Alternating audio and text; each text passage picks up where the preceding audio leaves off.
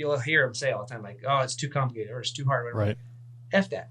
There are freaking dudes back in the vault trying to solve like how to take down a ring of SA-21s fighting J-20s with no, like they have 23 minutes of fuel. Or anyway, like they don't say to them like, oh, sorry, sir, it's too hard. Like, they're like, freaking get it done. And then tell us why like you screwed up when it didn't end up going the way you want to. Anyway, I feel like it's pushed down to us, like, just get it done. And then when we go back up, we never get the answer like we got it done. We get the answer like, oh, it's a complicated problem. Like PCSing people at home, that's a complicated problem. Like, screw you. Altitude. Tower, Delaware 6 is release to you. Runway 4 left, wind 040 at 5. Clear for takeoff. Seat tied. Altimeter 0 eyes. We're clear for takeoff. Clear for the airspace. Viper check 2. My brand ramp curve was at 354. Set. Viper 01, be advised the restricted area 6002 is still active. Lights on. Next picture 16, 15,000. Viper 1 targeted. Well, exciting stuff. Got Vader and Bender here. For those who have been longtime listeners, you'd recognize Bender's voice because he's been on the podcast. Haven't had Vader yet, but I'd kick it over to Vader because you got something new that's happening that I'm pretty excited to hear about and have you on the podcast. So he's an F-16 pilot who's regressing to F-15, oh, by the way. But yeah, go ahead. It's over to you, Vader. Yeah. But well, Rain, thanks for having me on. And so F-16 pilot, I went through pilot training at Columbus, actually, while Rain and Bender were both FAPEs there. I flew with them. We'll talk about that if we get a chance. But I ended up flying the F-16, and Bender and I actually kind of just went around the world together. So left Columbus for Misawa after the F-16 FTU or the B course, and then Bender went to South Carolina to Shaw, and then I went to McIntyre, which is right down the road. And then he went to Hill, and I went to Holloman, so he left me in the trenches, but that's all right. So, but yeah, did that, and then I just separated recently and got a job out at the Fresno Air National Guard, and gonna transition over to the F-15C for a while, and then who knows what after that, because that plane is rather old. I think I saw a 77 tail out on the line. Down. Yeah, double down. Yeah, there you go. But what we're kind of talking about today is my last about 8 to 10 months of the active duty time. I got into the innovation space, and it's funny because you spend 11 years on active duty, and somebody says, "Hey, innovation or AFWERX," and you've never heard of it. It's an amazingly kept secret of the Air Force and really the DoD. A lot of people don't even realize that the Navy and the Army have some, but their programs are much smaller. But every day or every quarter, there's multiple what are called SBIRs, so Small Business Innovation Research contracts built for thousands of companies a year. And I think the program gets like $3.2 billion to innovate, to make the problems that we have today not a problem of tomorrow. And yeah, exactly. Budget dust. Budget dust. And so but they put all this money to work by going out to the private sector and saying, hey, we have this problem. We have a scheduling problem, or we have a programming problem. Fix it. And a lot of these companies say, we already do this. It's called a dual use program, and they use it in their own business, and they just transfer it over, modify it a little to make sense and work on our software. And then we get to use them and leverage their successes in the private sector to make us more effective. So it's a pretty cool program as it stands. The thing I found was the most difficult part is actually getting information out. So a program that's putting tons of money out there and working with a ton of organizations, if you don't know where to look, you don't find anything. So the more and more I looked, the more I found out there was so many people and so many programs that anybody could benefit from. So right now, if I ask Rain or Bender, hey, what's a problem that you see on a daily basis or you saw, there's probably a program that none of us know about that's already in production that we could put money towards, but we don't know. So that's what the podcast is going to be about, is let's give them a voice. Let's give them an opportunity to talk. Let's get people getting some more exposure, not only for the companies, but for what's called the Spark Cells, which is each base has their own innovation hub. and let them talk about their successes and kind of where they're struggling, so we can actually make this even a better program and more effective, impacting more bases. That's really the goal of the What's podcast. the podcast name? It's Kodiak Shack. That's very nice sounding. Is there some meaning behind that you can share or no? Yeah. Well, it's actually, it's a combination of things that we, you get into a fighter squadron, and a lot of times you just get these inside jokes and these things that everybody says, and then it just becomes part of your active lexicon.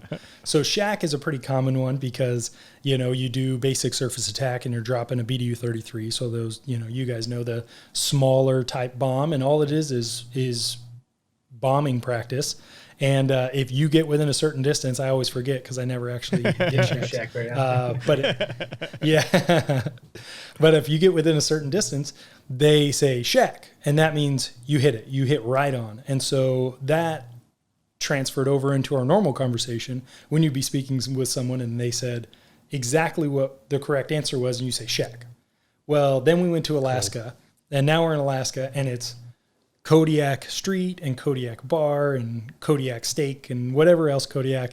And then so Shack turned into Kodiak Shack, and that's kind of where it came from. So the squadron just would kind of yell Kodiak Shack in different inflection and tone for the next, 18 to 20 months. Hey, 6 years now. Well, that's right. You guys got to go to Alaska all the time over there when you're at Massawa, right? Yep. Yeah, it was great. I mean, it was like, meanwhile, the rest of us just went to Las Vegas, so good for you guys.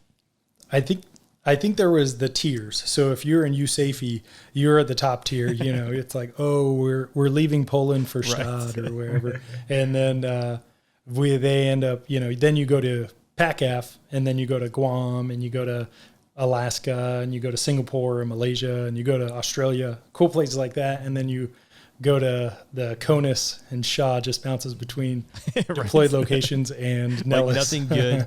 It's called the Triangle Death. Hey, so this is why I literally get paid $0, but it's to weave these topics together. As I saw today on the Instagrams, the Real Housewives of Fighter Pilots, they shared a picture. Have you guys seen this? It was of an email screen. It was from Holloman. So, Vader, I'm leaning on you because we're talking innovation and there's a problem. Yeah. The email was from TMO, the logistics people, for those listening don't know, from moving. And it said there was no more availability to do moves like the entire summer, which happens to be the busiest move season unless I've missed something. So it recommended doing personal ditty moves, the do-it-yourself moves. You're moving right now. Have you seen this? Or you got everything lined up? Yeah, we. So it's funny. This was not a pop-up email or a surprise to anybody who's been in the PCS process or permanent change of station process in the last 4 or 5 months. So in March. In March, I was trying to schedule my move for June. And they told me after May 6th, we cannot ensure you will actually get movers. So I said, May 6th it is. So I ended up going on terminal leave longer just to ensure I got movers. The really unfortunate part is some people were given movers and given moving dates. And then weeks before the movers are supposed to arrive, they say, hey, we actually don't have any movers for you. So they scheduled it, but they didn't actually get them. So super unfortunate. And I get it, unintended consequences. We move 80% of our military members in the summer now, and the industry around it can't support the fact that we all move at the same time. So a lot of people will sadly end up just going directly to the company, and the company says, oh yeah, we can support. And they have people available, but for whatever it is, it's like those military flights, only specific seats can be for military. Maybe it's only specific moving days can be for the military moves. But when you go just as a person, you can get movers. So it is an odd problem, but it is definitely a problem. It's got to be that's a contracting thing, which if there's availability and manpower to actually do the move, then that should be a non-factor, you would think. You would. I think that's Vader's what not salty enough. I'm pretty salty about hearing this. It doesn't even affect me. Well, the sad thing was, when I was a captain, I just left Misawa, extremely busy ops tempo. I mean, I was there for, I think 36 months, and 19 months I was not in Misawa because we were deployed or spinning up to deploy or in Korea or wherever else. So extremely busy. And then I go to SOS as I come back to the States, and I'm pretty salty at that point. And I keep getting told when I complain about the problems, people just say, hey, that's just the way the Air Force is. And it's so frustrating because it's like it's a foregone conclusion that we can't fix it. And that's why I kind of clung so aggressively to the innovation thing, because I said, we're finally doing something. We're finally not taking no for an answer. We're actually challenging the status quo and saying, hey, can this be done better? And if we just put a little effort into it, can we actually change the game? And I think that is a perfect example of how we can leverage other industries or just getting a better process that would make the Air Force literally better for people. Because I think a lot of people don't want to leave the Air Force. They want to leave the processes or the issues they experience in the Air Force, but they love their job. They just don't love everything else that comes along with that's it. 100%. I mean, flying fighters is the best deal out there, but it's craziness. Bender, I want to ask you about the innovation piece, because you've jumped from the F-16 to, Fat Amy with all the money and things like that, but two different worlds as far as like what's going on there. But to wrap up on Vader's point, is like, I do agree. My one anecdotal comment, which I mentioned in another podcast we didn't release yet, but I'm transferring reserve jobs. I have gotten the same bank account my paycheck has gone to since I was in ROTC. Hasn't changed. But moving reserve jobs to in process, it's like 15 pages worth of financial paperwork. Yeah. To include like your bank statement, a voided check. I'm like, do you really need this? Like, can you just keep doing what you've been doing? Like, isn't there like a digital way of saying transfer? Like, no, sir, you got to fill all this out. I'm like, this seems antiquated, and you just like translate that through everything we do. But every base I go to, I have to provide the birth certificates of my children to verify that I actually have children. Well, you've moved these guys 7 times. Like, they're my kids. Like, look in your own system, figure it out. But it's the same thing, just like you said. Very costly.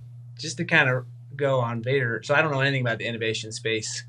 Vader kind of introduced it to me, but what I'm interested, the fact is that people just make it happen all the time. The Air Force relies so heavily on just guys that are going to make it happen. And every fighter squadron is full of those dudes who they want to see the results. They're held, accountable for making the mission happen. And so they're used to just, put it on their back and making it happen. So there's a couple examples, like our mission planning software, especially in the F-35, is so cumbersome back in the vault and stuff. It takes hours to get onto the computer, and then it takes, I don't even know how to do it because it's too complicated. You have to go to like a week class just to figure out how to like drop waypoints. Anyway, it's not usable.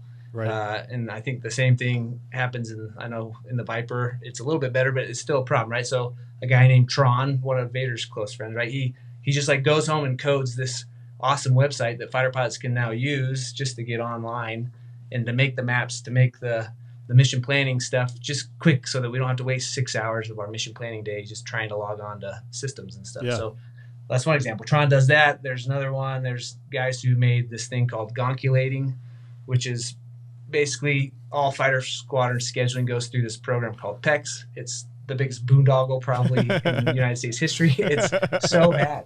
But everything we do runs through it. And it just got to the point where it was so bad, fighter squadrons literally couldn't function anymore. So they built a little Excel thing. They put it on to a website, whatever, bing, bang, boom. I don't even know how that stuff works. But I know that if I go to gonculating.com, it just pops up. I can schedule what I need to schedule, and I get the results that I want, right? So, again, like, dudes are innovating. These fighter pilots are making it happen, but they have no idea. Like, I had no idea, like, what Vader's talking about. There are resources out there. The Air Force actually, somebody, I don't know who it is in the Air Force, but they want guys like Tron and guys like the dude who does gonculating, to like give them their ideas, to find solutions to the problems, and there's some money for it. So, like Vader said, the idea is to get dum-dums like me to be like, hey, there's this really smart guy named Tron. He did this awesome thing. Vader, like, how does he make this into or how does he connect with the right company that has already done this so we can like make this happen efficiently and not have dudes working on, late into the night to fix problems that really the Air Force has no business of pushing it on to people, but it just happens, right? So this is actually perfect. So I mentioned, I did an interview this morning with Juice, he was the Singaporean squadron commander at Luke, and now he's a ROTC commander. But we were talking about, he was a 130 guy too back in the day, and we're talking about deployments. And this is perfect because when we ripped you guys out in Jordan, you guys were doing training, and then OIR kicks off. It's not even named, and you guys are doing all these 9-hour missions, dropping bombs. But I remember when we walked in in the MPC, the mission planning cell, you guys were you were pulling all the data from the ATO manually, or like vastly all manual hand jamming, and making like a data card. I remember like the data card was taking hours to make for all these flights. And then from my time in Afghanistan, the MC-12, I remember there was a product, an Excel-based product, that pulled all that data from the ATO and spit it out. So I email a guy who emails a guy. We get it. And then Chuck, which I know Bender remembers, and he was a gambler with us. He had been a TAMI-21 guy, so he flew the Viper. He got TAMI-21 sent to UAVs, and then fast forward a decade, now he's back in the Viper. When I knew he was a super nerd when it came to this stuff. Showed him the Excel doc. I was like, oh, I created that. Like, he created this product back in like 2005, and it had literally gotten like every fighter squadron, bomber squadron through combat operations in Iraq and Afghanistan for the last like decade and a half. And you're like, how are we still just relying upon? And you put it perfectly. It's like, it's dudes who just get it done. But at some point, like, you would be nice to just have a system in place or a process. And it sounds like you guys are trying to identify that. Yeah, and Bender, I can't speak for Bender, but I know personally I don't really do anything exceptional, but I'm always friends with the people who are very exceptional. So now all I'm trying to do is give those people like Tron and these other organizations that are extremely good at what they do and produce amazing products. I just want to give them a voice so they can actually say the good things they do. And so we actually hear, instead of just how PEX is bad and how scheduling's terrible, and we get to actually talk about other programs that have actually made it a better place. Like Benner and I were talking the other day about OHWS, so optimizing the human weapon system. It's also referred to as craft or HPT, but it's literally something that part of the innovation, hey, we keep breaking fighter pilots. How do we not break them? Give them physical therapists, give them strength coaches, give them dietitians, give them soft tissue, give them a gym. And now a lot of people are working out who didn't work out before, and hopefully that's going to change. Not us. I mean, we're kind of on the back end of this, but the people who are going through pilot training now, maybe in them at their 11-year point, they're not as broken as us, and they don't, they're able to turn their neck during the BFM week, rather than everybody just can't look to their left and or right. But that's one company. Really interesting story. I think this actually preceded the whole AFWERX thing. It's called Kessel Run. They do a lot of big programs now, tons of stuff. But the way it started was tankers in the deployed environment. So they, standard puck board, you're just like moving pucks around. People need gas. Tankers are moving here and here. And so somebody said exactly this. There has to be a better way. So I forgot the person's name, but he goes to a company, Kessel Run. I think it was Kessel Run. And he said, hey, here's our problem. And they said, oh, we can do that. And they built it. And then they now have, just like that automated ATO data card maker, they now have an automated tanker gap flow. And they found out, once they implemented it, that they had 50% more tankers in the AOR than they actually needed, because they were just they weren't optimizing. Yeah. So those are the things. I think we're going to find a lot of that, where there's a ton of man hours, a ton of waste that we don't even realize, because we're, like we said, we're just getting it done. We never look up to see what's actually inherently the way our government is designed, it's inefficient. We talk about like the budget. If you don't spend it, you'll lose it. This is something. Did you guys heard like the Raptor now? I think when they do any Altravs with tankers, like they do 330, and that was something that a wingman like ran the numbers and crunched it, and where they were doing 310 like everyone else, They said, hey, if we go 330, we're actually going to save gas, and it's going to save X number of pounds of fuel on this pond crossing. Have you guys heard that? Huh. But That's I mean, cool. No, but it makes sense. it was like 3 years ago, and you're like, okay, the Raptor went like IOC in like 2005. No one had ever looked at it. Like, well, 310's the speed, so throw it in the 3-3, and so it shall be. And yeah. Yeah, I never even questioned it. I can't even count how many AOSs I've been on. Never even thought, like, let's fly It turns fast. out 320 is the most Until the efficient last- speed, but no, who knows? Yeah. Yeah, well, and it turns out the last, tanking, we're always like, okay, get the last gas, and then we just mill power until we get there. Yeah. That's the gas numbers I pay attention to. How fast can I use this last leg? Bender, have you seen a difference going from the Viper to the F-35 community? I mean, you were transitioning when this innovation thing was really kind of ramping up and I think was gaining a lot of focus. I feel like it's died down a little bit. There's not as much innovation speak, although I know the chief has said, basically like innovate or die or we'll get left behind. Did you see that in F-35 or is it kind of the same old tune? That's a good question. I remember seeing it at Shaw. Again, kind of like Vader referenced earlier, I saw the flyers for Spark Tank or whatever. Yeah. Kind of rolled my eyes, whatever. Like, this is somebody's good idea. It's not going to do anything, but it turns out it actually can do stuff. But no, I do remember, I think Holloman and Luke seemed to push it real hard. And they're the ones that got the OHWS, right? I think. Yeah. So that they get results. Yeah, they were the originators. I think ATC does a good job of pushing it. I honestly haven't seen much. I even looked for I don't want to sell anybody out, so maybe we'll have to edit this out. But I can't find the innovation cell here. I have been asking people, and Standard Fighter Pilot, they're like, that sounds stupid. Like, whatever. But I did see in my Wing Commanders meeting I had the other day, the line item of the budget that we go over every week, which is a whole nother salty story. But the Squadron Innovation Funds line was 0. So I know that they're not interested in my wing, or maybe not interested, but there's no money for it.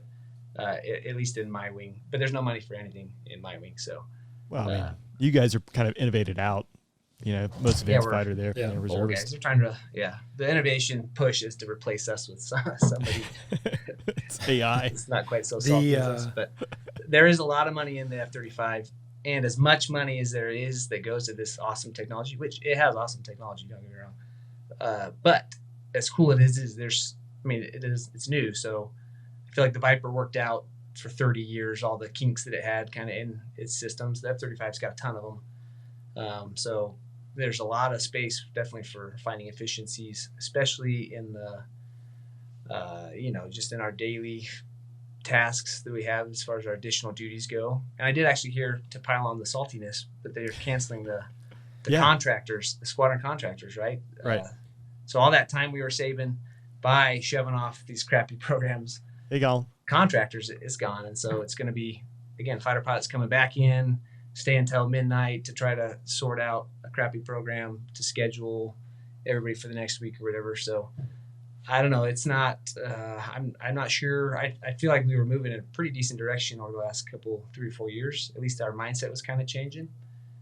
So I'm afraid that it hopefully doesn't start going backwards, but it kind of feels like we're losing a little bit of ground as far as trying to push to be more efficient. The fighter squadrons to really focus the effort on winning, in the air instead of wasting all our time spinning our wheels in the background. And first off, fact check. I don't know, is it actually gone? Because I did see it like on Facebook. I know I did a podcast with Paco back in the fall, and the week before, like they said, hey, it was going away, and then he had some inside baseball saying, well, it's not. And then I saw on the fighter pilot page that like dudes found out before all the commanders. It just went like VFR direct to the bro level. But I think it's always like on the chopping block. And that's what's frustrating. Like you can have a lot of like good ideas. There's so much inertia it takes to get something through. I think the easy way is like you incentivize it. I don't know if you guys remember this when we were at Columbus. He was a return to active duty reservist. I think he was like he was a Delta guy.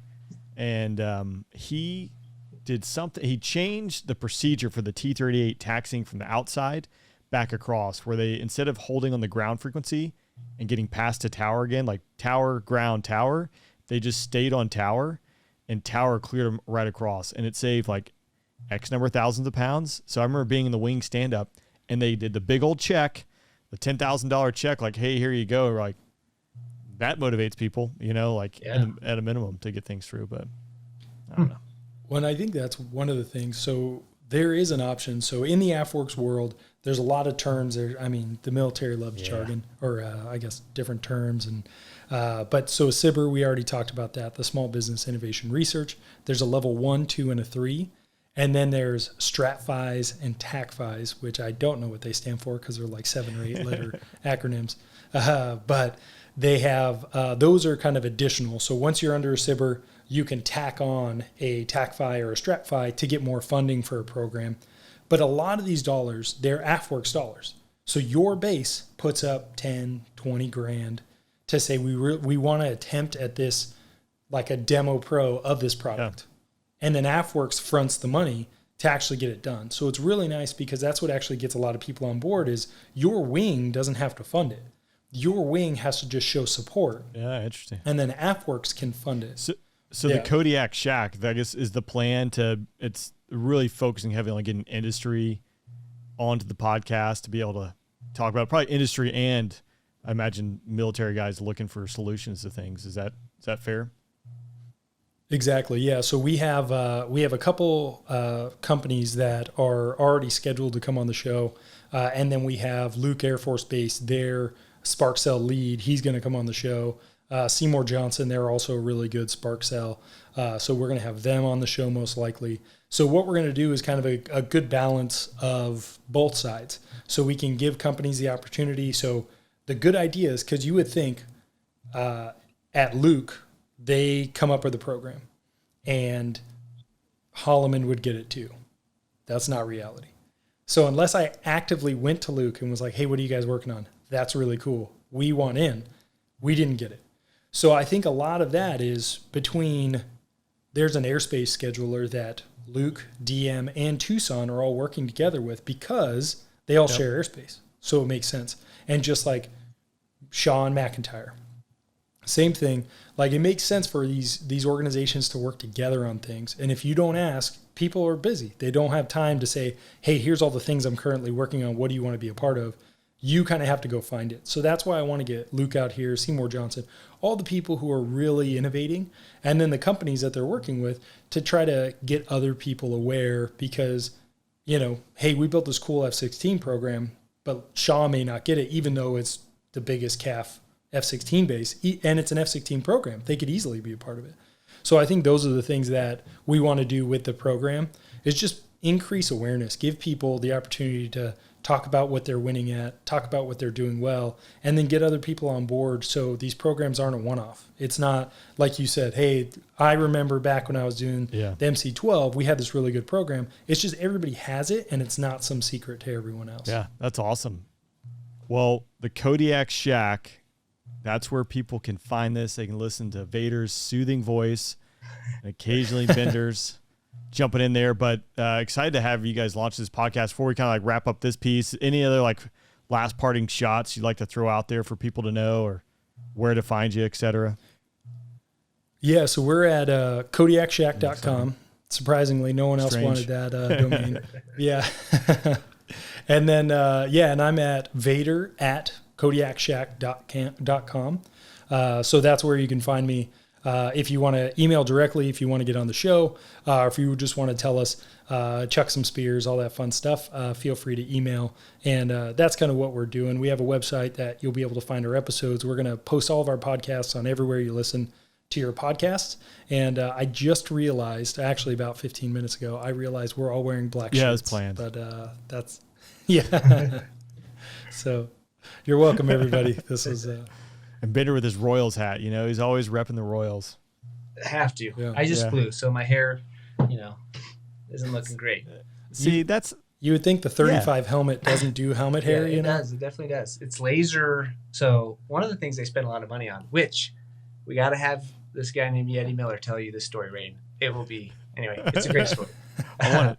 But they spend all this money on like laser, so you get your head like laser measured. You sit like this chair for, seriously, it's a 4-hour, 2 days, and each session is like 4 to 6 hours or something. Jeez. But they laser measure everything, and then they build the helmet so it fits exactly right. except for you can't get it on is the problem. Like, because anyway, it's made. It's terrible. Bottom line, the worst thing about flying the F-35 is strapping into the stupid jet, putting the helmet on. But they also like take a measurement. It's like getting a custom fit suit. They like measure every part of your body, like arm length, elbow to wrist, all this stuff. But then they, for whatever reason, they didn't actually purchase or put under contract tailors to make the flight suits. So they do all these measurements for hours, and they just give you. They're like, "You're medium," and they give you a standard issue Air Force flight suit. It's awesome. So I'm like, good time. That's classic. That's what the F-35 world is like. There's a lot of money. There's a lot of good ideas. It doesn't always translate into actionable or efficient systems, but we have a lot of stuff. So that's pretty cool. One day it'll all gel together. I'm sure of it. Yeah. Definitely, maybe. Yeah, definitely. It definitely will. It'll be innovation. That'll be the game changer. Actually, Rain, kind of shifting gears, I had a question for you because Bender and I'm obviously your audience knows that you were demo pilot for a while, but Bender and I, we never experienced that side of flying fighters. So how did that change your perspective to specifically the Air Force? Like once you were a demo pilot, you were doing different stuff, you're interacting with different people. Like how did that change your view of it? That's a good question. I think, I had some exposure to demo prior. Like I grew up and I went to air shows and I saw that aspect. I mean, that was one of the reasons I wanted to go into the military. But when you go into the demo world, like the tactics, they gone. Bender did one of my check rides. I think we did a BFM check ride. I was like, yeah, that was awesome. Great story. Yeah, that was amazing. You did my mission check and then my last check ride, which was coming back from the Indy 500, my instrument check. She's like, you never know if you need it. But That's right. I forgot. Yeah, nailing it. The aspect, so the tactics go away, and now you're doing something completely different than you had been trained to do, right? You're like, hey, I joined, I go fight, and now like that stuff, it really doesn't matter. It really matters that when you go somewhere, you put your best foot forward. When it comes to interacting, you're doing the same thing 1,000 times, and the tough part is to remember that on show 777 and the interaction with your millionth person, this is their first time meeting you or seeing you, and it might be the only person that they ever come in contact from the Air Force or the Department of Defense. So if you act like a jerk, if you're exhausted and you show it, that's going to be their impression of the military. So I think in that sense, because air shows, it's a lot of fun, right? But it's also exhausting. And Bender went to a couple air shows, and I can't remember which ones, but it's like usually, from 6:37 in the morning till 7 or 8 at night, like you're just constantly talking to people and constantly doing stuff, which doesn't sound exhausting, but I guess for my simple body and simple mind, like at the end of the day, I'm like, I just want to stare at a wall and like not talk to anyone. And I'm pretty good with like names and faces, but at some point I was like, I think I'm actually really good with it, but I saw over my time, like the iceberg was shrinking and penguins were getting kicked off the iceberg. And I'm like, I don't remember your name. I don't remember, and so like you play those games, but that was like the biggest thing, the switch of like, hey, being the best F-16 pilot when it comes to doing SEAD or DCA, these people don't know, they don't care. But now trying to be a showman, if you will, with air quotes, and being your best foot forward, because you do see the impact it has in interaction from the general public. The flip side, which talked to Billy Flynn, his next episode's coming out. Yeah, he was a senior test pilot for Lockheed for the F-35. Dude's flown like 40 fighters, but he did the Paris Air Show, and that was the debut of the F-35 at an air show. The strategic level impacts, that was something I wasn't expecting, because I did a show in Rio Negro, Colombia. We're down there, and this airfield it's a commercial airport, and so they would have airliners coming in 30-minute blocks, and then they would stop and then let the air show go for 30 minutes and then stop, rinse and repeat. Well, I had taxied out to do my demo in the last 15 minutes of this block, and the Brazilian demo team, like, I don't know, they flew off into oblivion. They shut the airspace down. It took forever. Well, I had to taxi back. Well, that day they had their entire like upper echelon of the DOD, their Air Force Chief of Staff, all out there with General Kelly, who was the 12th Air Force Commander at the time, to showcase the F-16. One, so their neighbors saw who their friends were, but the Colombians looking to buy a new fighter. And down there, guys from Rafael, Gripen, everyone is peddling their hardware. So the strategic level impacts of getting the Colombians to buy F-16s and doing an air show and doing it at 8,000 feet and showcasing it compared to other competitors at this trade show. It was a trade show which had an air show. Was something that I didn't expect, but you just never know. And I did it at Bahrain and I did it at UAE. Turns out arms dealing is a very big business. And, our country and every country, who produces, weapons and aircraft, you want to sell those. We need to sell those to our friends. So we have this interchangeability, this interoperability. That's why the F-35, depends on whatever you get different takes, but I'm a fan of the F-35. I've never flown it. I know Bender flies it, but the fact that you have an F-35, like an F-16 proliferated across the globe, but every F-16 was slightly different. Like I couldn't go fly a Block A. And if you did fly, you could fly it, right? But the capabilities of F-16A, Block 10 or Block 15 that some nations flying is going to be vastly different. Even a guard jet in, our Air Force is going to be different than flying a Block 50 at Shaw, So long answer, short question. Yeah, but I think it's good because that's one of those things. I think the innovation process is something that kind of gets lost. Yeah. People don't think about it because, again, we're all kind of working. And I think that demo, at least for the actual pilots who are flying the airplanes, they don't really think about it that much. It's like, oh, yeah, Rain's a demo guy. And then you just kind of keep doing your thing where that is our, like you said, whether it's our connection with the people or a strategic level connection or, kind of putting our information or just our might out there. I think it's good. And I think it's important that we do those things. And we understand that there's more than just, hey, it's an air show. It's fun to see. Yep. I think you hit it on the head too, so to speak, the fact like Bender flew twice today, which was amazing, right? But his capacity to do anything else, and I know he's a reservist, but let's say he was an active duty guy, his capacity, he's going to have some additional duty that he hasn't checked his email all day, and depending on what job it is stacked up with things he has to do for that job that has really nothing to do with flying the F-35, like mostly, right? And you're at a bandwidth stop. And when you're talking about, hey, Luke might get this program, but Shaw might not, and they're both F-16 bases, like you're only worried about the nearest alligator to your boat, and you only have the bandwidth to handle like what's right out in front of you. So having, podcast, I think, is a great medium. Again, it's probably multifaceted to get this information out and know like what's happening. Some of the stuff you guys said, I'm like, man, I don't know. And granted, I'm far removed from it, but if Seymour Johnson's doing something or if Hill's doing something and you're at base X, Y, or Z, like unless you got a buddy who is in the know that you talk to, like you're gonna have no clue, which, it's just the way the beast works, I guess. Well, and I think there's those, it's not the close call. It's an unusual incident reports. But, you think about how many Class A's there are and how we all hear about those and we have safety investigations. But how many close calls are there that nobody knows about outside of that base or via the Bro network where it's like, oh, yeah, so-and-so had this crazy situation.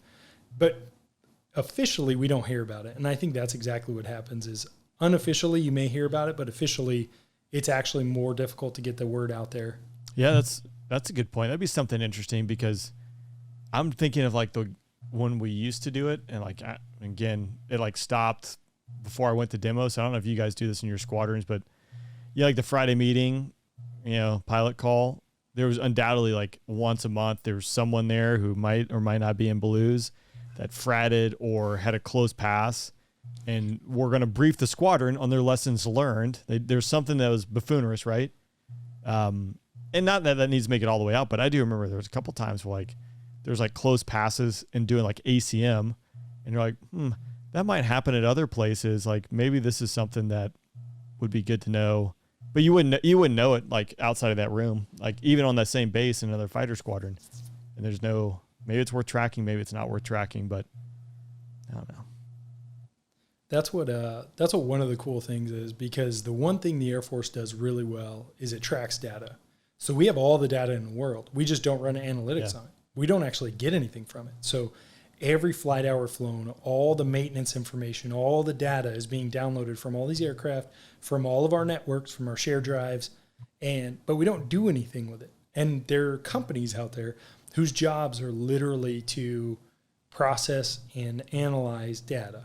And so the fact that we say, like, hey, just because it didn't make a SII, like a special interest item, because it was a mishap or a Class A, doesn't mean we don't need to get the word out about it. But this is one of those things where we could see, because we run data analytics, because we have these programs across the Air Force, we actually get more good information. And one company talks about like lead turning the SII. So, hey, let's get analytics. We'll get to see when things are starting to get close. You know, they say, hey, these bad things happen in threes. Yeah. Maybe we can actually start putting special interest item, have that meeting the Friday prior to the accident or the close call rather than the Friday after, because it's like, hey, just like every Monday or second Monday of a red flag is the safety day. Like they know, hey, the second week is when weird stuff starts happening. So that first day of the second week, everybody refocus. Let's stay safe, because again, this I got told a long time ago by a really good dude, Kanga Wu, and he told me that his old boss, he was old Tomcat pilot in the Navy, and then he went to the South Carolina Guard. But his boss told him that this job is not inherently dangerous, but it's extremely unforgiving. Yeah.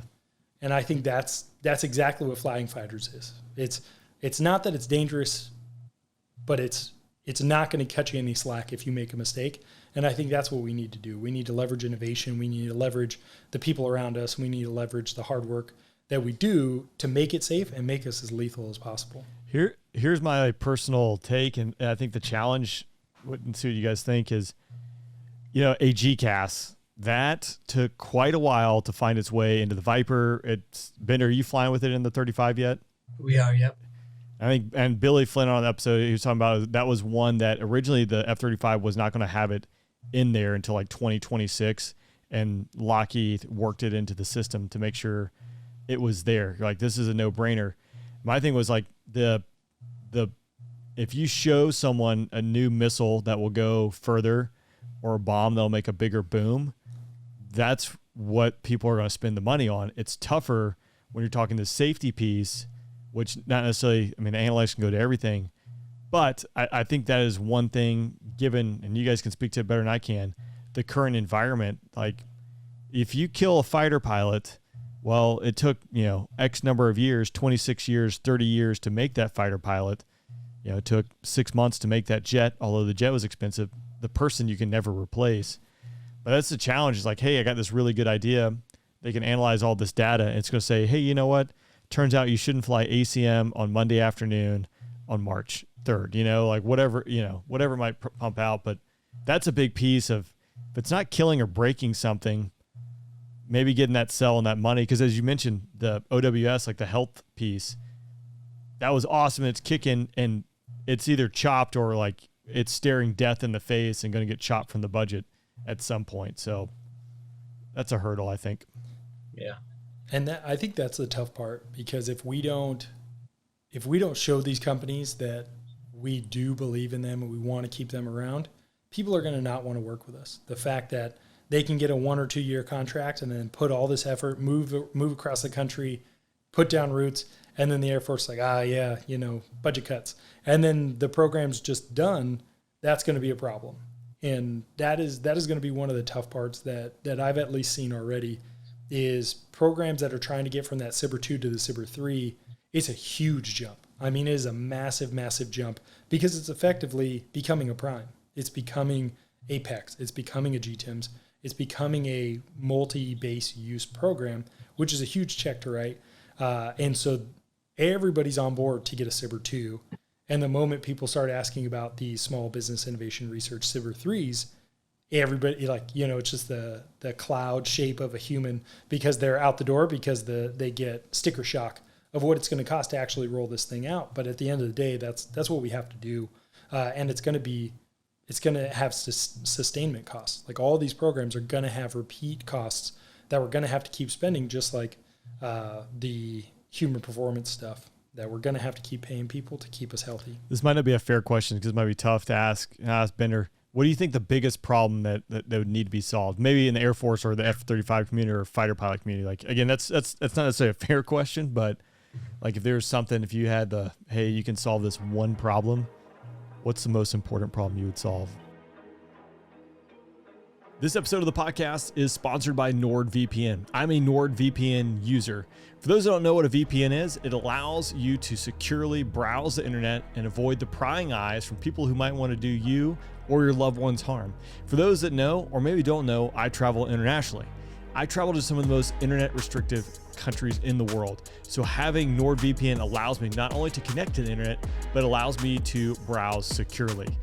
I travel a bunch, as I mentioned, and being able to connect to hotel Wi-Fi is pretty nice, but I am concerned about who has access and who might be seeing what I'm doing. NordVPN allows me to protect my connection so I can message my loved ones without prying eyes. I can do my financials and other business-related activities without worrying about someone stealing proprietary information. NordVPN makes it super easy to access. I have it right at my fingertips on my iPhone. I can click the app, and within a few seconds, I have a secure VPN connection. Again, when I travel internationally, I'm looking to watch the shows I want to watch, but they're locked by region. NordVPN allows me to access my region and the shows and movies that I want to watch. Highly encourage you to check them out. I have a link in the comments to nordvpn.com/afterburn. Using that /afterburn will get you 1 month free of NordVPN. It comes with a 30-day money-back guarantee. Again, I use NordVPN, and I highly recommend you swing over to nordvpn.com/afterburn and browse the internet securely. Right. Yeah. Well, I was just thinking, money-wise, I'm not sure. I think leadership is that's going to sound super trite, but leadership is that's valid. Kind of like what Vader's saying. Like, if you don't have the wing commander who is willing, it's really easy, and Vader mentioned this before, but a wing commander can take their innovation funds and then just equally, spread it between every unit. Every unit gets like $6,000, and they buy some TVs or like nice Kleenex boxes or whatever it is they buy. I don't know, couches for the bathrooms. Anyway, it just goes, right? But if a wing commander has the vision, it's like, no, like, what does this unit need to like be successful, and takes ownership of it, then we can actually like get something that's valuable. But then it's beyond that too. That leader's in place for 2 years, right? And then he's going to move on. If he doesn't buck up and sell it to the next guy, then we're going to lose it. Like Vader said, right? The sippers are gone if he doesn't use the money that way, and we lose the program. And then they also have to be willing to go to bat for their people, which that's my real big beef, I guess. If we're going salty, here we go. Always now. ready to go there. Here we go. And I've known some amazing leaders, so I don't even say this, as a guy who's been burned, but I've had great leaders. But the really, really good ones are the ones who they catch the crap and they don't send it rolling downhill. They, they get their data and then they fire back. Like, no, this is a problem for my dudes. That's why this happened, and we're not going to take it anymore. Like, Rain, you're familiar with, I hate name dropping people who don't know I'm going to do it, but Maestro O'Malley, I thought, in a couple very specific cases, did a really good job. Like flying hour program at Shaw was like a big deal. Like, you will fly all these flight hours. And so instead, you'd think that that's great training, but it's not, right? There's a nice balance. There's a balance between how much time you spend in the air and how much time you have to prepare the mission so that you get good learning from each mission. You get better and better. Well, if you just shove down too many flight hours down a fighter squadron's throat, then, so to speak, then you just end up getting dudes flying pits every day. They don't get any learning. They don't get any mission planning. They don't actually get tactically better, but they burn a lot of flight hours, right? So that was what we were seeing at Shaw. Maestro gets this flight hour program, and it's like, that's way more than we can handle. We're not going to fly it. And they're like, you will fly it every hour. And Maestro's like, we're not going to do it. Like, I'm not doing it. Like, whatever happens, happens, but my guys aren't flying that. This is what we need to fly to get better, whatever. Anyway, I just remember talking to him about it, and he actually won that. Like, it was a great leadership moment, I thought. Like, that's my vision of leadership. Like, no, this is so freaking screwed up at this place. We're not going to deal with it anymore. Like, you can't tell my dudes they got to go PCS and not pay for their PCS. Like, I'm not dealing with that. So I don't know how leaders can fight those. I've never been, so I don't want to chuck spears at the guys, who are bad at it, because I've never been there. But I think if there's one thing that the Air Force is really screwing up, somewhere we lose that whole the ability for a leader at our level who sees the operational issues every day, they lose their ability to affect change somewhere in the middle there, right? So the Chief of Staff of the Air Force says, innovate or die. Right. And then 7 echelons down, wing commander's like, we want to do this, we want to do this. And there's nobody listening and nothing happens or whatever. And we just kind of squander it a little bit. So again, that's maybe a little bit too vague of an answer. And I'm sure there's a ton of pushbacks that wing commanders and OG commanders, and I know they have lots of obstacles. There's lots of reasons why they can't get things done the way they want to get them done. But at the same time, you'll hear them say all the time, like, oh, it's too complicated or it's too hard. Whatever. Right. F that. There are freaking dudes back in the vault trying to solve like how to take down a ring of SA-21s fighting J-20s with no, like they have 23 minutes of fuel. Or anyway, like they don't say to them like, oh, sorry, sir, it's too hard. Like they're like, freaking get it done. And then tell us why like you screwed up when it didn't end up going the way you want to. Anyway, I feel like it's pushed down to us, like just get it done. And then when we go back up, we never get the answer like we got it done. We get the answer like, oh, it's a complicated problem. Like PCSing people out of home, that's a complicated problem. Like screw you. That's not a complicated problem. Yeah, that's not flying ASAT of freaking crazy small islands in the middle of wherever. Right. You might have to cut that part out, but mark the tapes on that one. It could be out of the Atlantic. The Atlantic has small oceans or islands, right? Yeah. It's funny you mentioned that because this podcast is paid for by Maestro O'Malley. I don't know. Depends on when this one airs. It's either before or after the one I just recorded. I recorded last week with Juice, and I gave the exact same example. And not to name drop people, but I said Maestro because I actually flew him the demo right after he became the wing commander. And I remember he said, no, we're not flying these hours. And I just wrecked his world in the back. He went to NIF for like 2 weeks after that sortie. Neither here nor there.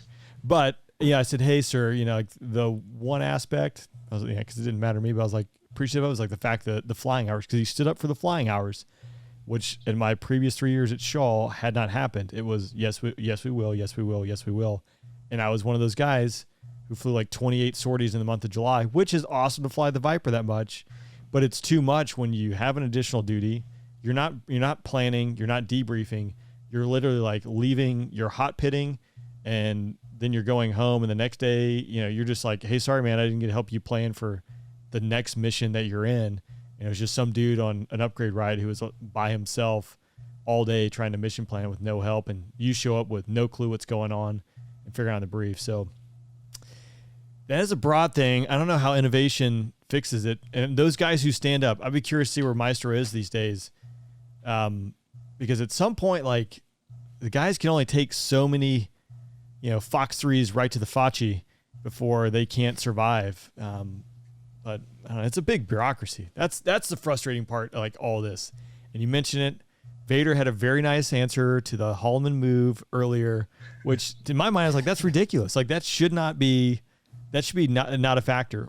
Or if it is going to be a factor, like, hey, they only have this amount of capacity. Well, now our assignment system, like, you guys are not moving. Not like, hey, figure it out. Like, leave your family for 2 months. You go move and get a house. Like, I think that is personally a foul because there's no need for it. Now, if it's World War III, like everyone, pull on the boots and buckle up and just make things happen. But I don't know, simple stuff like that should be a factor. Yeah. To get a little salty. Now he's back. Now he's here. Good. Yeah, good. Yeah, I don't want to be left out. I think that is a problem. Personally, I think other people probably have a similar problem, is a lot of times when there is a lack of support from the Air Force when you need it, when they ask you to do something. So exactly like moving. The Air Force says move and be there by this date. And then AFPC says, hey, you're not getting orders until 60 days prior. So you can't schedule your move until 60 or 59 days prior because you got to get your orders first. And then everybody is doing a mad dash to schedule movers, and nobody can. And the problem is exactly the fact that the Air Force says, you're going to have to figure this one out. You just get an email that says, hey, this is on you. No, your report no later than date has not changed. You still have to report. You just have to figure out how you're going to get there. And I think that is the problem. Like sometimes you'll hear like, hey, out of the fighter community, we have a 40% retention rate. That's just it. 60% of the people are going to go no matter what we do. But I think those are the things. Like I know multiple people who were committed to stay for a career and they aren't in the active duty Air Force right now because of things like that. But the Air Force not working with them, not allowing them to live their life and just do the things the Air Force asked them because the Air Force isn't going to help them get there. Yeah. And that's frustrating. Yeah, 100%. I mean, again, flying fighters is the best thing out there. The thing, I was one of those guys who was going to stay in, but at least for me, what I saw, like, I didn't have my ATP when I deployed.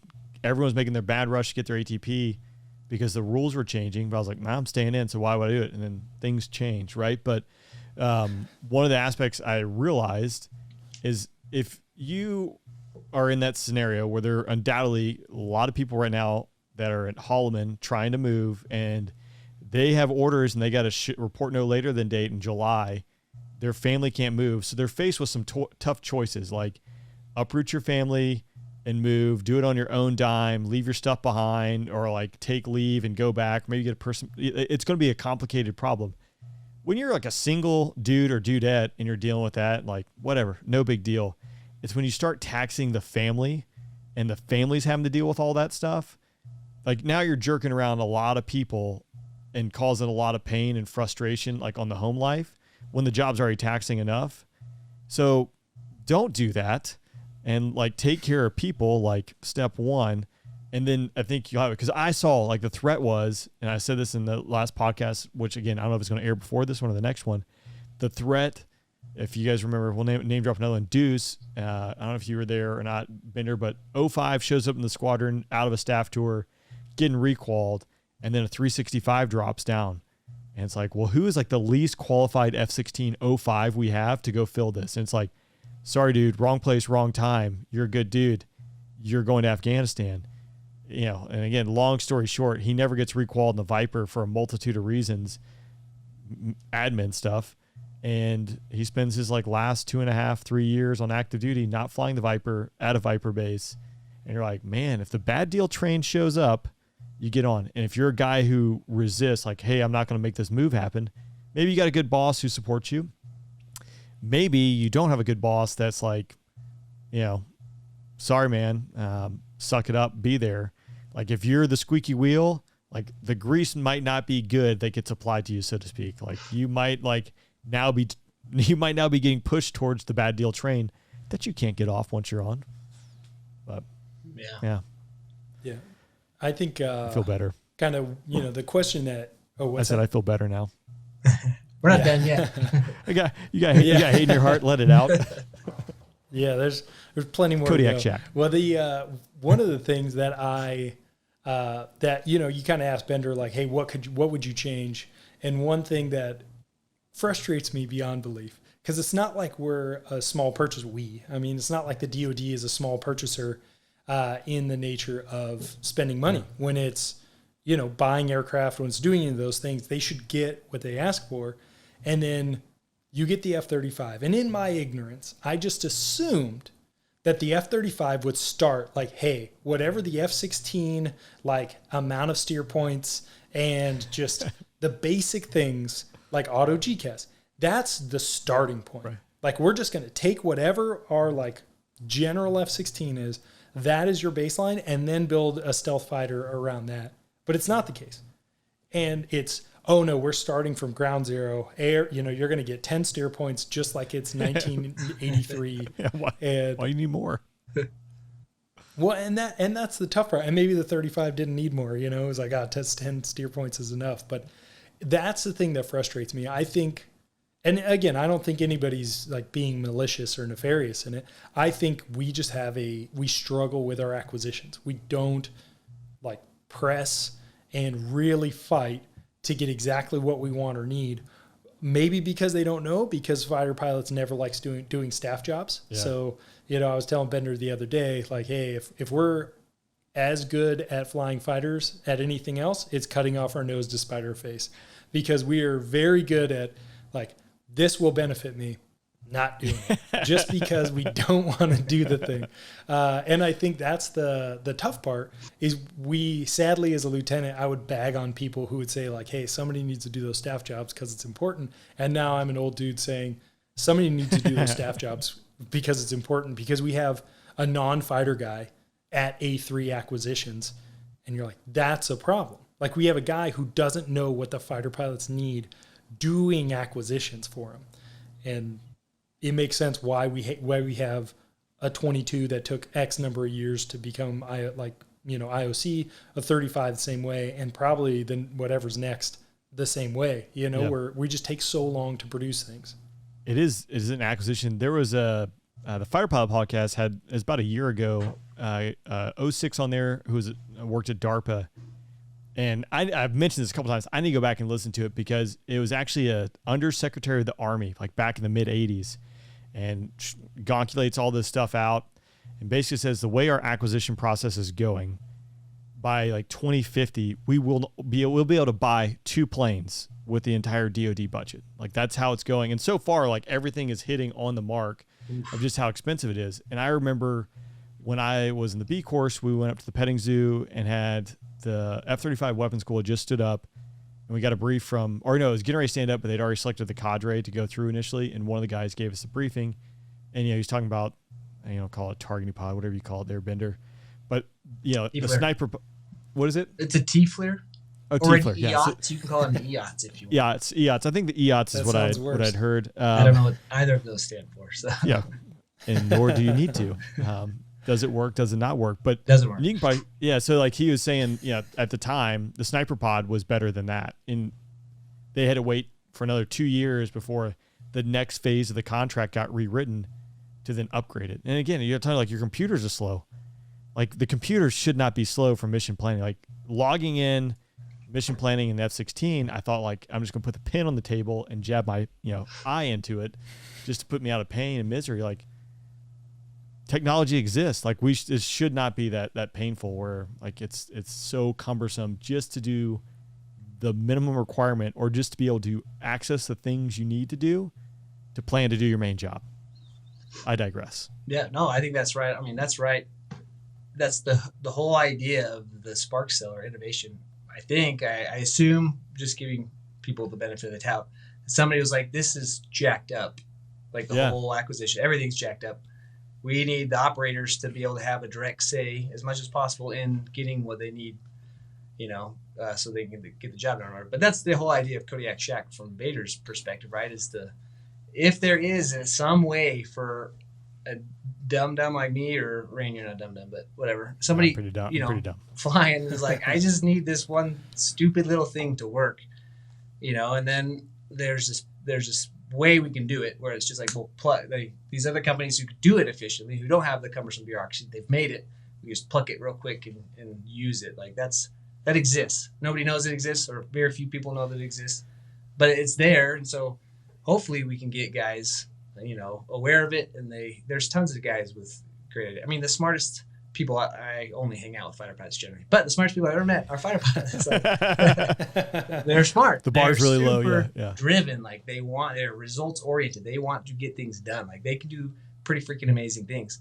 And if we can somehow unleash the 2,000 fighter pilots that are on that, the good idea train of the CAF fighter pilot page or whatever, if they had access, I guarantee you, if all those dudes had access to the Squadron Innovation Fund budget, like, we would solve so many problems that are happening at the operator level. Like, if they were just like, yep, I want this, I want this, I want this, it would make things way better, which I think, that goes a long way in a lot of the problems that we're talking about, like, as far as like staying in the Air Force retention, like leadership skills, like, this doesn't need to be at 06 level, like, push it down to a captain's level, like, make the decision. What do you need to make this happen? And let him choose, like, let him make it happen. So anyway, hopefully this makes some headway into that whole idea of maybe we can bypass all this bull crap that we're all used to and actually get a couple solutions at least that can make life livable in the squadron, in the groups at the wings. Not only livable, but much more efficient and effective as far as the mission actually goes. And kind of on that note a little bit, I think one of the reasons why Luke, Seymour Johnson, maybe, and they have a lot of bodies, right? So Luke has hundreds of captains, haulmen the same way, all these instructor pilots. So it's awesome because you have these squadrons full of instructor pilots who are experienced. They're not a huge drain. Like in a CAF squadron, right? You have just a couple IPs, some fighting. So very inexperienced, and they're just churning. They're trying to be ready to go on whatever contingency that they're set up to go on. Whereas at ATC, you have these huge squadrons full of these experienced fighter pilots. Not that they have more time, but you can now allocate guys like Vader to an innovation job. Whereas in a CAF squadron, there's, that's taken, that's a big chunk of that squadron's capabilities to remove him from the squadron as an IP and to put him into an innovation job or whatever. Whereas Seymour Johnson, right, they have a guy in the front and then they have a guy in the back. And the guys in the back, of people. I mean, they do a lot of stuff, but the guys in the front, nobody knows what the guys in the front do. They don't even they're just like pointy, talky, whatever. But anyway, so they have the bodies to fill innovation too. So maybe that's one thing that we do need to kind of address. Is like, how does Hill? Nobody knows what the innovation shop is because none of the pilots have time to do it. The squadrons can't afford to pull them, or at least they don't pull them out of the squadron and put them into that job, but they probably should. So anyway, that's something to think about that Vader and I can kind of think about. But if the innovation space if we can figure out how to leverage it, and these companies see that this is happening and they can offer up their solutions, and maybe something good can come of it, pretty quickly, honestly. That's the Kodiak Shack. I think it's going to be a good thing because I've had Paco on who has the Merge newsletter, and I think it's running in circles that people in industry and people up on Capitol Hill, might be a staffer, maybe it's someone who's really powerful, listen or reads his newsletter. But I could see the Kodiak Shack being the same deal where you're opening up this medium to share this information and get it out there where, again, maybe someone hears something that sparks an idea or they have a solution to a problem that's presented across the country at another base that otherwise would not have been connected had it not been for some form of communication, which, again, I think you guys, I'm very excited about this. Yeah, we are too. We hope we do exactly that. We hope we kind of give people the ability to get their complaints out in a useful way to actually get things fixed. Because, I mean, every fighter squadron around the world is really good at complaining about the problems. But now, yeah, exactly. So now we're going to leverage all that training we've been doing for the last decade or two and use it to actually hopefully create some change. Because obviously for any one of us, we're all, either out or kind of on the latter half of our careers. But maybe we can do something for the bros, for the next generation, so they see some change, and then maybe they are better prepared for whatever fights ahead, or it's just a better organization to work for, and they want to stick around a little bit more than our group, because, I mean, currently we're at 100% exiting the active duty in this podcast, so that's not good numbers. It says something. And yeah, again, so I'm gonna claim this if you guys use this idea. I think on your website you need like a page for like if you got hate in your heart, let it out. Some like crisis helpline for and they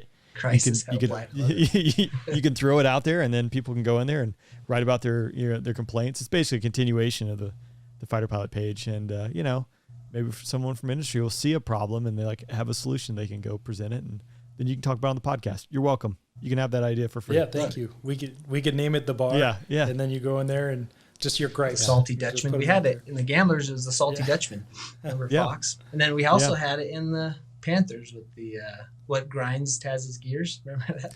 Everybody had it. Yeah, that was great. Yeah, that's right. And things could actually be fixed from those, because I think one thing that, and actually both of you guys work in other industries now, so weigh in what you think. But I think the career field, the fighter pilot career field, does a very good job training you to boil things down to their most simple state. Yeah. So what you do is, hey, I'm good at making this a very digestible problem and explaining it in simple terms. And I think that's what we need. We need to be able to boil down to, as they say, peel back the onion to that origin. And how do we fix that? And I think that's what we need, because a lot of times we get solutions for problems that aren't really problems, or it's not the true problem because we didn't boil down the problem to its most basic. Yeah. I work for a company that is larger than the Air Force and is in nearly every country in the world. And undoubtedly there are problems, but they're the simple things that I know I used to complain about, I don't complain about now. Then there are some things that are imperfect. But for instance, like the iPad, like again, when I was leaving, like that was rolling online and there was some challenges and hiccups, but I'm just getting ready to get my new iPad, like as they go through a refresh program, and it's super simple. They mail it to me. I have to make sure someone over the age of 18 is at home to receive it. And then I hit a couple buttons, it transfers, it downloads all the company stuff that I need. And then when I verify it's all good, I just put it in the container they sent me with a label and they come and pick it up and it's done. Like they just make everything, it is much easier. There's like if travel is needed, which turns out it's in my job, there's someone who handles the travel. I do have to file a travel voucher. The system I think is easier than DTS on some cases. There are some pitfalls with it, but again, it's just kind of a streamline. Now they've gone to like an automated like ticket system, which is terrible. And I equate much like our communications people in the Air Force, like you put a trouble ticket in and 1 year later. And ironically enough, when I did my ACSC virtually, the last week I got 3 tickets closed. I submitted those trouble tickets in 2019. So, you know, yeah, this is fun, griping and complaining about, but like, again, these problems like are systemic, and while it's like at the surface level with like, oh, my trouble ticket got ignored for 3 years, like that can be painful, but it does translate across many things. So leveraging innovation, leveraging modern times, if we're able to do that, it's something we have to do. I say you guys have to do it in order to be more efficient to fight the next fight in whatever Atlantic small island. Yeah. Not even an island. Doesn't have to be an island. It could be whatever. It's some theoretical destination. I don't know. Yeah. That's what we had a CSS guy at my last base, so command support staff, but he was a comm guy by trade. So he was in the shop and he killed it. He did an amazing job, just very dedicated. So we were super lucky to have him, and he put in a trouble ticket, and then the next day the trouble ticket was just closed.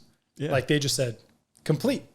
And he was livid. And I was like, gosh, I'm so glad you're the one. Because I would get in trouble if I was livid. But you can be livid and it's okay. Bender probably has a few stories. Because I remember. I burned a lot of bridges that way.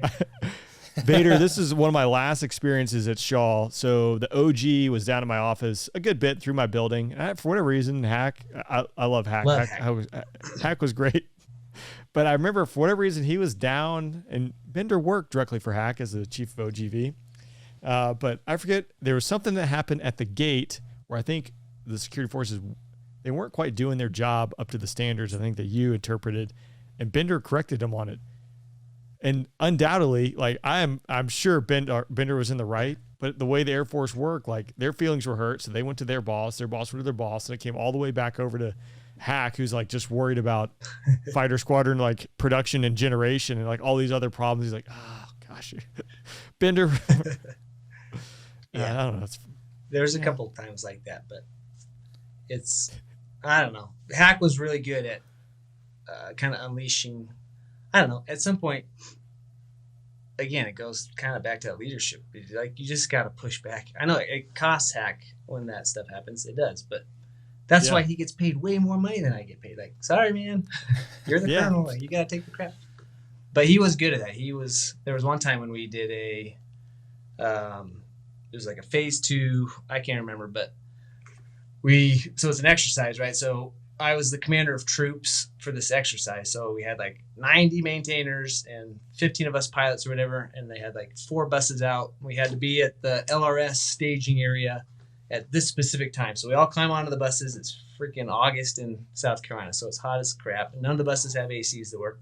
So we pull up to the LRS to stage, and I get off the bus. I'm like, okay, we're here. Like, process us through. And they're like, oh, we don't, like, the paperwork hasn't printed out yet. So you just got to wait on the bus just for a minute while we print the paperwork.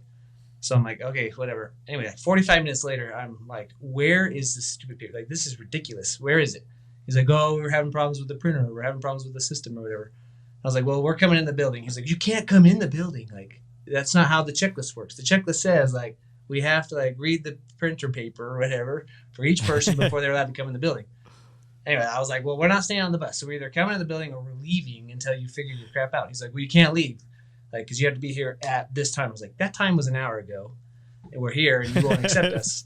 But we just kept going back and forth. He's like, well, you can't leave, but you can't come in. So I was like, okay, call me. Here's my cell phone. Call me. We're leaving. He's like, you can't leave. But we just drove away. All 6 buses, we drove back, or however many it was. Drove back to the squadron. Everybody got off the bus. We all chilled in the bar or whatever. People got water, cooled off or whatever. And this is a lieutenant. Anyway, just like you described, he goes straight to his boss. He goes straight to the whatever commander it is that commands, what is that, MSG? LRS. Yeah, probably. That goes across to Hack, and Hack, the next thing I know, I'm back in the vault. And my squadron commander comes in. He's like, what happened? I'm like, I don't know. What are we talking about? He's like, Hack is waiting in my office. And he said, if I'm not back with you in the next like 2 minutes, he's going to lose it. So I'm like, oh, crap. So I walk into the office and there's Hack sitting there just fuming, sweating, so mad. And he's like, what did you do? Like every 06 on this base is like, Bender Page. He's freaking screwing the entire base-wide exercise up. Blah, blah, blah. I'm like, I don't understand what happened. But as soon as I explained the situation, I was like, we're sitting on these buses. There's no AC. They won't let us come in the building. Like, I'm the commander of troops. Like, don't I have I have the authority to wait here until they're ready, right? And he was like, yeah, I mean, that kind of makes sense. So, anyway, he had my back. It was awesome. He's like, if this gets screwed up, if you don't show up by the time, like within 5 minutes of them calling, then I'm going to freaking have your hide. But until then, like, I'll go along with it. Anyway, it was awesome. Like, he had my back after he figured out the situation. And then we sat for another hour and a half. Like, thank goodness it wasn't on the buses. And we finally went back when they were ready for us or whatever. But I think that, again, it goes back to, like, there's just so much inefficiency, so much crap that is just built into the system that at some point somebody needs to poke it and be like, this is bad. Like, we're not going to do this. Like, figure it out. Yeah. Do it better. The problem with it is, like, there are not many guys like you who would do that because it's like, it's going to stir the pot and the ramifications. Like, if you weren't on your exit velocity out of the Air Force and like your next assignment depended upon it, like guys are not necessarily willing to take those risks. And it goes back to the leadership piece you discussed in the beginning. Like, I remember like the deployment, I didn't fly a jet over. I got to go on the big fat plane and we had to show up like 4:30 in the morning and we departed, I want to say at 3 p.m. Yeah. To start the journey to go to Maine, get gas, and then Maine to Romania, and then Romania into theater. And you're like, it's a 36-hour day. Like, why did we show up so early? Like, you don't have to show up 2 hours at the airport to get on a flight. Right. Like, I know you're worried about some airman oversleeping, but like, okay, we can pad it by an hour for someone to run to his house and get him. Like, do we really need 8 hours? But it's so inefficient, it turns out, I guess. But yeah, it's ridiculous. My one hack story, I kicked the hornet's nest in maintenance.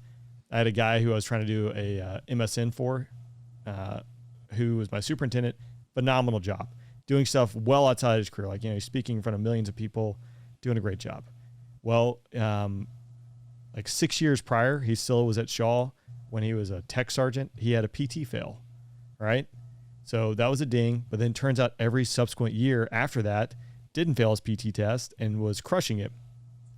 And the way at the time, I had to write the award and then send it through the maintenance group who went through some E7s. And they're like, nah, he had a PT fail. We're not putting him up. I'm like, is this a one mistake Air Force? Like, we're not really looking at why I'm writing this award. So this thing got hung up. Like, I was on the road a bunch and I would email this guy or, call him like, hey, just checking on the status, yada, yada. Well, nothing was happening. So finally, not necessarily the right way to do this, but since I had the wing commander in my office all the time, like, hey, sir, oh, by the way, I got this going on. And he goes, oh, just send it to me. I'll sign it right away. So I'm like, yes, I know what this is going to do. So I send it right to him. He signs it right away. And then I have it in hand and I call down to the maintenance group and I'm like, hey, Sergeant so-and-so, no need to keep working it. I already got it signed. It's all approved. And I knew like it was going to go through the roof. So I called Hack. I was like, hey, sir, just so you know, I kicked the hornet's nest. You'll probably hear something about this in about 30 minutes to tomorrow. And turns out, lo and behold, they did. It's like, yeah, Major Waters is just down there doing whatever he wants. Like, well, yeah, you guys are being done. Like, I feel like I was in the right there. And since Wing Commander signed it, like, I think that validated it. Yeah. But guys, tend to it's tough to go against the grain, and that mine wasn't as complicated as yours. I know the exercise, definitely, that got a lot of scrutiny, but I don't know. Can we create an app for that? Yeah, seriously. Yeah, I think that's the tough part. The, I think it's exactly, you both did the exact same thing. You both were taking care of your people. You're looking after your people, and you just said, like, this doesn't make sense for my people. I know what makes sense. I'm going to work and even take some risk to do what I believe is best. And I think that is good. That's what a good leader does. And I think there's a ton of good leaders in the Air Force. I think the unfortunate part is there's a lot of bureaucracy. So even though there's a ton of good leaders in the Air Force, the bureaucracy can even stymie them and stifle them. Yeah, again, that would be a tough thing to innovate out. Yeah, you can only get punched in the face so many times before you're like, you know what, like, I'm just not going to die on this hill, but, it is what it is.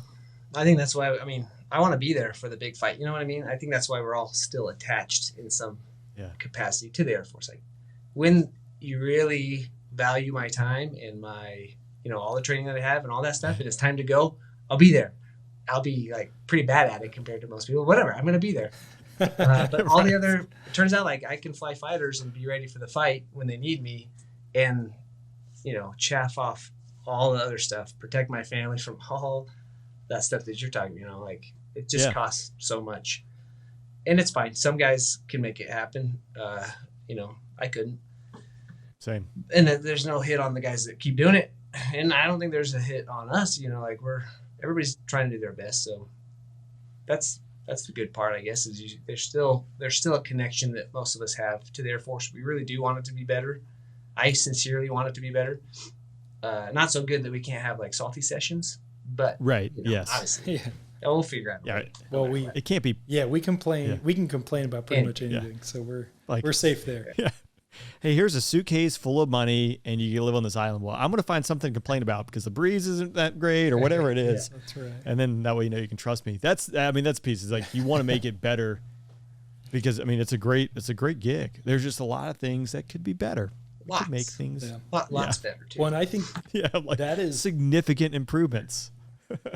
That is one of the things that I found in that kind of innovation space is, again, sadly, this was the reality of it, but also good on them for realizing it, is when you do these SIBR programs, when you work for this AFWERX program, you don't work with your local contracting office. Yeah. So you have no interface. It's, hey, I have this company. You go on the AFWERX website, you download the SIBR documents, the company fills them out.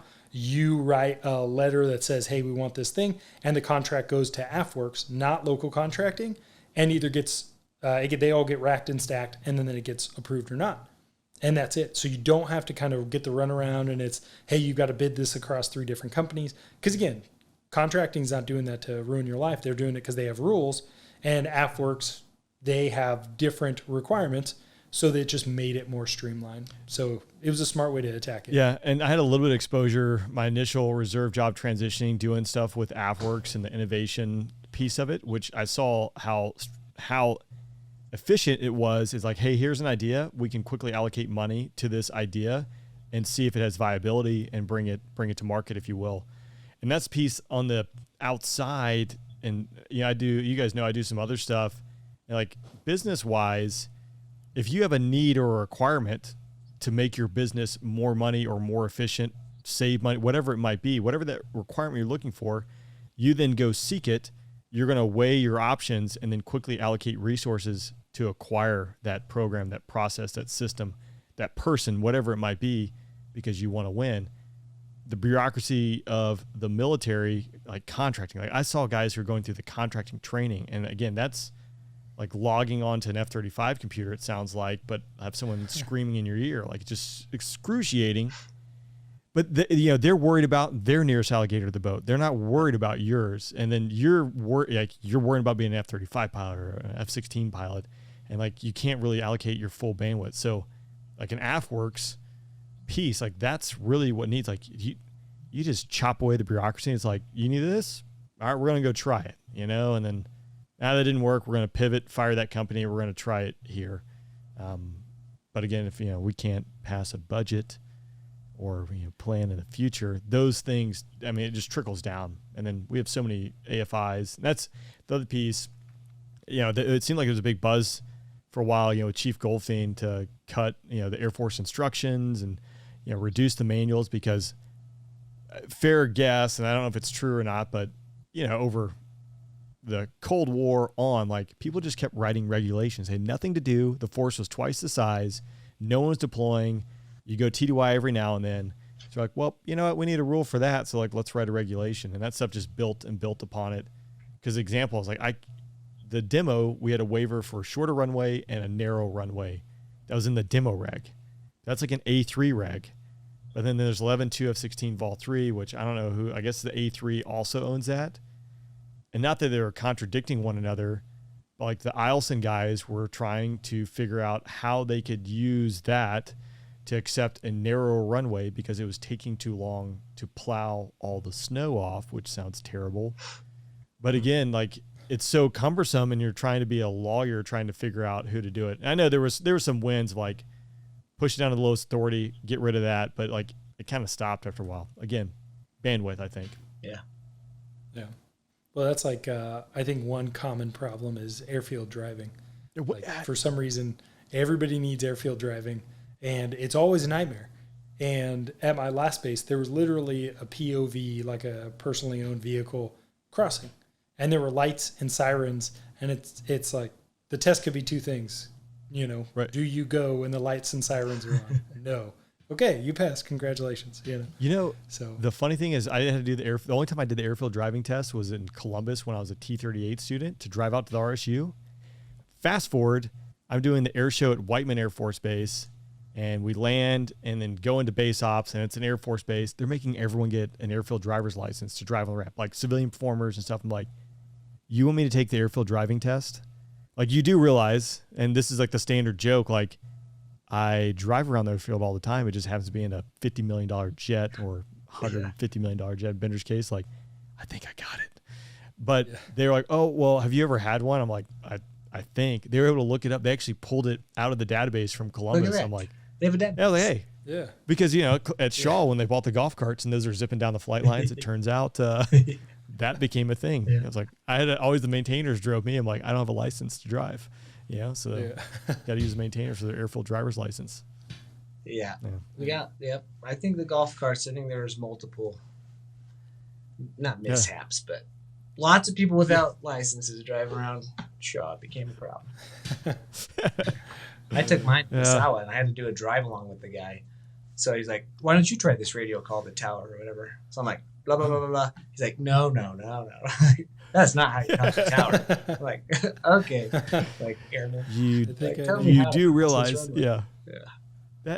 it's like that stuff. But, this guy's been empowered. And if you say anything, like, you're going to hear it, like, because it's going to go all the way up and then all the way back down. So that's why I think the Marines are different. Like, they actually like, nope, Sergeant, not going to do that. And like, yes, sir. And like, salute and go on. But, whatever. Yeah, that's what I was talking to one of my buddies, and he was a Marine, pilot. But what he said was that is the case. It's very much like, the rank structure is very rigid, but you as the officer, you have to keep your stuff in order. So your hair has to be in regs. Like, if you're walking around, not doing something correctly, they are going to bring it up because they are in the right. And so that's probably why you always see the guys with, like, every Sunday they get a new haircut, because come Monday they don't want to be the guy. Valid. Air Force. So I always, Well, and that's the thing. I always war with myself on the fact that do I want to enjoy the benefits of being in the Marines while having to deal with the consequences of having to be a good officer? Like, ooh, that's a tough one. Yeah. Maybe I just take the Air Force lackadaisical military structure. I guess in the Marines, like, you could end up on a ship somewhere for months and months. Long time. Yeah. And like, I don't know, really doing work, but not that we don't do work, but no thanks. Well, hey, I think we'll wrap up here. Any parting shots for the Kodiak Shack? It's like kodiakshack.com, right? Yep. find Vader over there. And I'm looking forward to whatever, platform you put on that website for people to voice their complaints and concerns. Hopefully like it's a graphic that's like a bar napkin. So again, these are freebies I've just thrown out there. Yeah, but any parting shots for the old Kodiak Shack? Yeah, I'd say, again, just Vader at KodiakShack.com is my email. So you can email me there and let us know if you know of a good program that's doing good things that you think we should have on the show, or if you just want to give us some feedback. Bender is our website guy, so he's going to make all of these things reality. The odds of me putting anything on there that isn't in the default Wix app is, pretty unlikely. Yeah, Bender and I, we both have full-time jobs. We both have families and everything. So much like Rain, we're going to do our very best to put out content as frequently as possible. But as long as there are people who want to come on and voice what they're working on or what they need worked on, we will put out all the podcasts we can to try to just give people some exposure, give some people some experience of what the warfighters are working on, because it is cool. There are a lot of cool programs that, even talking to fellow fighter pilots, they're like, that's awesome. And so I think a lot of people, even beyond the innovation world, would get a kick out of hearing what is going on and kind of what struggles that we face on a day-to-day, and just how comical they can be. Like, why my DTC for the F-16, the little data cartridge or whatever it is the size of my boot. Yeah, nothing little about it. 2022. So 32 megabytes. That. Yeah. It's funny because the F-35's data cartridge is the same exact data cartridge. The insides are different because it holds, who knows how much information. But they're like, that seems like a good megabytes. shape. Let's just do that. Yeah. Yeah. Make it. So it's the same. It's literally the exact same. It's just literally more. It's like 1 gig or something. Yeah, probably a terabyte. I have no idea.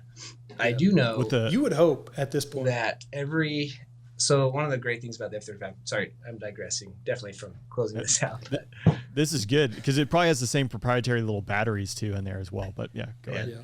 That's super pain. But in the F-16, you can red ball, it's like avionics. They're going to come work on a system or fuels or whatever.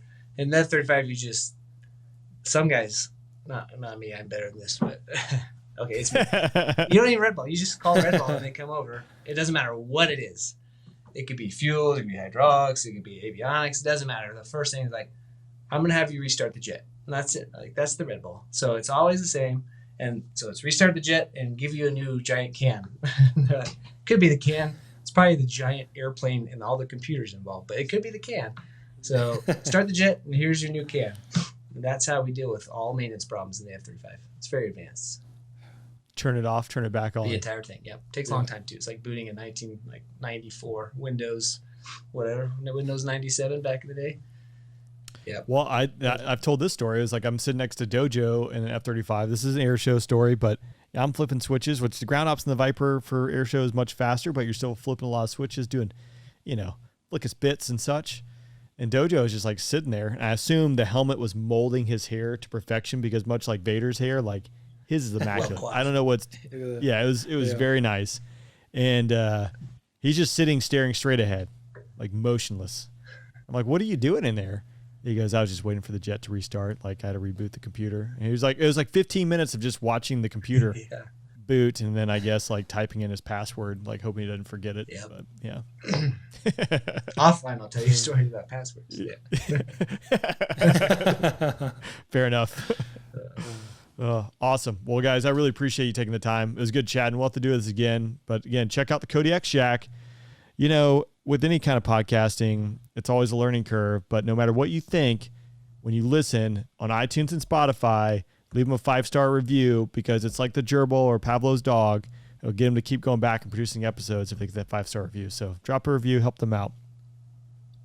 Boom. Thanks, Rain. Boom. Yep.